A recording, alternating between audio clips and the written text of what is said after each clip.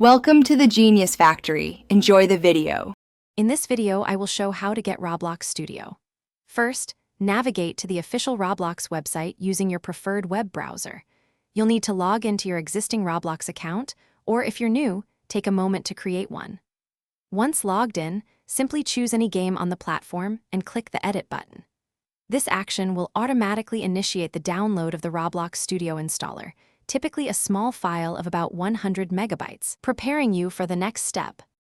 Once the installer file has finished downloading, find it in your computer's Downloads folder.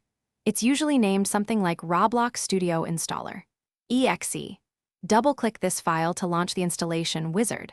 The process is straightforward. Simply follow the clear on-screen prompts.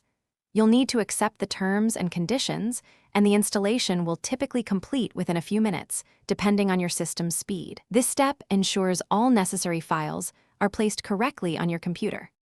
After a successful installation, you can now launch Roblox Studio. Look for the Roblox Studio icon on your desktop or in your computer's Start menu and click it. The application will open, and you'll be greeted with a login screen.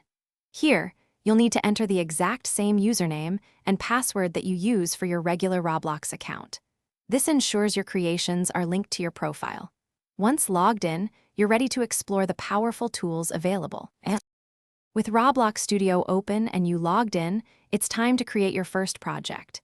You'll see several templates to choose from, like Baseplate or Classic Obby.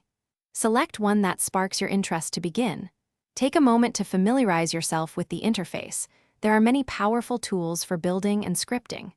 Remember to save your work frequently by clicking File and then Save to Roblox or Save to File. This ensures your creative progress is always secure and ready for your next session. Thanks for watching. If you found this helpful, don't forget to like and subscribe.